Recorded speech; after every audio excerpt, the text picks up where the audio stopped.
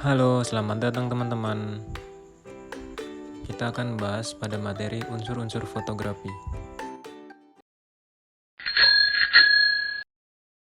Halo teman-teman, perkenalkan saya Maisa. Kali ini saya akan menjelaskan materi efek gerak. Dengan efek gerak, sebuah karya fotografi menjadi seolah-olah hidup. Gerakan dalam fotografi ada gerakan lambat, slow action, gerakan yang mengikuti objek, planning, dan gerakan yang cepat sehingga objek terbekukan, yaitu stop action. Berikut ini gambar speed membuat efek gerakan, yaitu blur dan freeze. Dengan mengontrol speed yang dipakai, maka kita dapat memberikan efek gerakan dalam foto kita. Kita dapat membekukan objek, sehingga sebuah gerakan cepat terlihat dalam freeze, atau sebaliknya. Memberikan efek blur sehingga gerakan-gerakan objek jelas terlihat, dengan memberikan efek freeze atau blur. Maka kita dapat memberikan efek gerakan pada foto kita. Mengontrol speed untuk membuat efek gerakan blur atau freeze. Speed membuat efek gerakan pada foto kita. Misalnya, kita mau memotret sebuah sepeda yang bergerak dari kiri ke kanan. Dengan posisi kamera dia mengarah ke depan. Kita memotret sepeda tersebut ketika lewat depan kamera. Pertama kita memotret dengan speed 1/30. Lalu, pada kesempatan kedua, kita memotret dengan kecepatan 1/500. Dengan sepeda yang bergerak tetap dari kiri ke kanan dan posisi kamera diam mengarah ke depan. Dengan speed diatur pada 1/500, proses buka tutup layar atau shutter sangat cepat karena layar atau shutter terbuka dengan sangat cepat. Si sepeda belum sempat bergerak. Layar sudah tertutup karena si sepeda belum bergerak pada saat layar shutter tertutup. Maka si sepeda terekam, diam atau beku.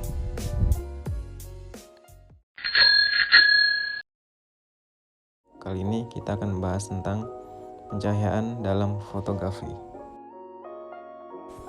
Pencahayaan merupakan salah satu unsur utama dalam fotografi yang harus diperhatikan karena berhubungan langsung dengan gambar yang dihasilkan.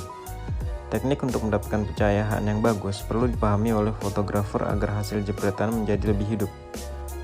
Oleh sebab itu, teman-teman wajib mengenal jenis-jenis pencahayaan dalam fotografi untuk bisa menghasilkan jepretan sesuai yang diinginkan. Berikut adalah jenis-jenis pencahayaan. Yang pertama yaitu front light. Disebut juga pencahayaan dari depan. Front light adalah ketika objek berada di depan sumber cahaya sehingga posisi fotografi membelakangi cahaya. Dengan posisi cahaya berada di depan, maka bagian depan objek akan terlihat sangat jelas. Yang kedua yaitu backlight. Berkebalikan dengan front light, backlight adalah pencahayaan dari belakang objek. Di jenis pencahayaan ini, sumber cahaya berada tepat di depan sang fotografer, sehingga bagian depan objek terlihat gelap. Teknik pencahayaan backlight biasanya digunakan oleh mereka yang ingin menghasilkan objek foto berupa siluet. Buat objek berdiri membelakangi matahari atau sumber cahaya. Selanjutnya yang ketiga yaitu ada side light. Side light adalah mengambil gambar dengan sumber cahaya berada di samping objek.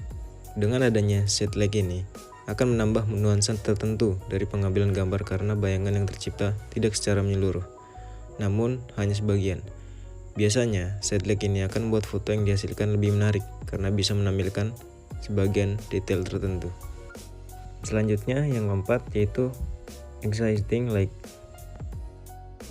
Tidak ada samping, depan maupun belakang. Exciting light ini adalah jenis pencahayaan yang berasal dari benda di sekitarnya objek yang memiliki memantulkan cahaya. Bisa berupa meja dengan permukaan yang terang, atau sahabat fotografi bisa memanfaatkan pantulan cahaya dari lantai.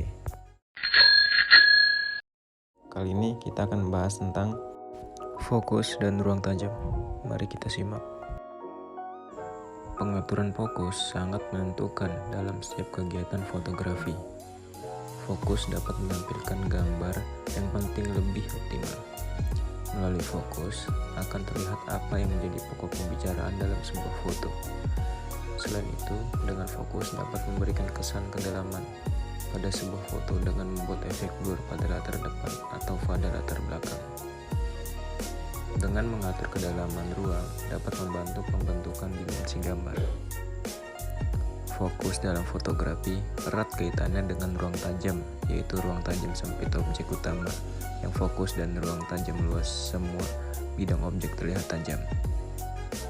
Ada kalanya sebuah karya fotografi menjadi menarik karena foto tersebut memiliki latar depan atau latar belakang yang kabur.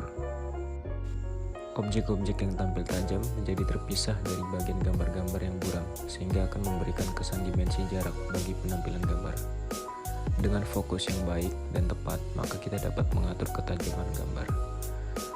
Subjek bisa tampil menarik, dan ekspresi serta informasi gambar dapat disampaikan dengan sempurna, dengan garis-garis gambar yang tegas. Dampak bentuk pada fotografi ruang tajam, yaitu bentuk yang kuat.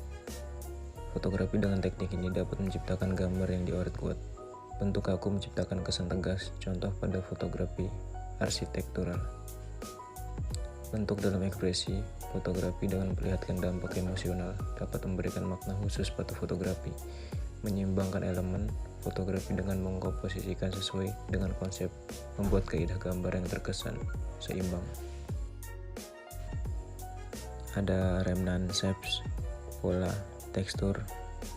Itulah pola-pola fotografi dengan ruang tajam atau biasa disebut dengan fotografi bokeh yang banyak digunakan oleh fotografer profesional. Fotografer pemula pun juga dapat menggunakan teknik pola fotografi ruang tajam. Kali ini kita akan membahas tentang komposisi fotografi. Mari kita bahas. Apa itu komposisi? Komposisi yang efektif dapat memandu mata penonton ke bagian penting dalam foto, dan juga komposisi dapat mendukung ekspresi dan keindahan susunan bentuk-bentuk dalam sebuah foto. Komposisi dalam fotografi mengacu pada posisi elemen dalam bingkai dan bagaimana mereka berinteraksi satu sama lain, sehingga bisa dikatakan bahwa komposisi dalam fotografi merupakan struktur visual gambar yang dihasilkan.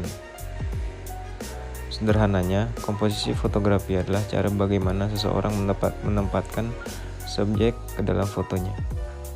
Penerapan komposisi fotografi dilakukan untuk meningkatkan dampak suatu pemandangan. Teknik ini sangat penting diterapkan karena memengaruhi sudut pandang dalam melihat foto. Penggunaan komposisi fotografi juga membantu mengambil foto yang lebih menarik, memberi keseimbangan alami, menarik perhatian ke bagian penting dari pemandangan, serta mengarahkan mata khalayak melalui gambar. Ada beberapa teknik komposisi fotografi yang bisa diterapkan ketika mengambil gambar, yaitu yang pertama, rule of third. Adalah jenis komposisi di mana foto dibagi menjadi 3 secara merata oleh 2 garis horizontal dan vertikal yang membentuk kisi-kisi imajiner. Yang kedua, the golden ratio. Teknik komposisi fotografi ini menggunakan angka tertentu, yakni 1,618, guna menciptakan komposisi yang dinamis, seimbang, dan menyenangkan secara visual. Yang ketiga yaitu lead lines. Adalah salah satu alat terbaik untuk memandu mata khalayak agar tertuju pada subjek atau titik umum dalam foto. Yang keempat, simetri. Didefinisikan sebagai sesuatu yang sama persis di kedua sisinya, seperti puncak gunung atau batang pohon. Yang kelima yaitu ada framing, yaitu segala hal yang ada di dalam alam, seperti pepohonan, lengkungan, dan lainnya, merupakan objek pembuat bingkai alam yang sempurna. Yang keenam yaitu negative space. Teknik ini mengacu pada area kekosongan dalam foto, seperti hamparan rumput yang luas, langit, dan lain sebagainya. Ruang negatif membantu subjek bernapas serta membuat gambar lebih seimbang dan harmonis secara keseluruhan. Dan yang terakhir yaitu the rule of space. Teknik komposisi fotografi ini bekerja dengan meninggalkan cukup ruang di depan subjek, terutama jika bergerak, sehingga khalayak memiliki ruang yang cukup untuk membayangkan subjek melakukan tindakannya.